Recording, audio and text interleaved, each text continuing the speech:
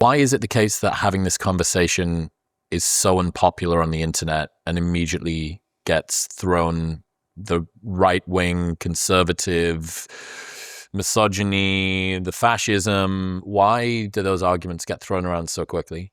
I think people understand correctly that there certainly can be, and often, in fact, there is a tension between sustainable fertility rates and the gender egalitarianism that I think most of us cherish, right? That like, I'm not like a radical left feminist, but like I do want my wife to be able to vote and own property and have the right to like the police hear her out if I'm beating her or something. Like I'm, like little e egalitarian in that sense.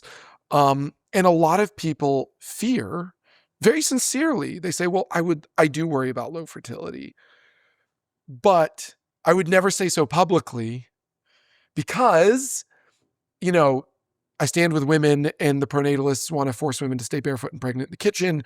Um, and I mean, I'm sympathetic to that. And unfortunately, some varieties of pronatalism have tended to play into that.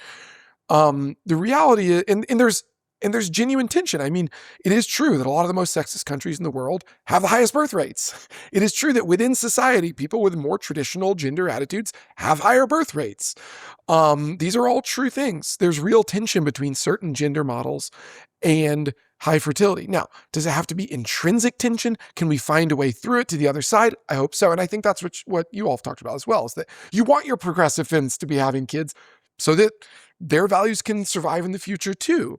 And so I think there's a lot of people who feel, rightly or wrongly, feel trapped between two things they want. Okay. They don't love the idea of a low fertility future, but they also feel like they don't have an option other than to like, well, if a low fertility future is the only way to protect the fact that like I'm a woman and I basically want to have rights, then like screw fertility.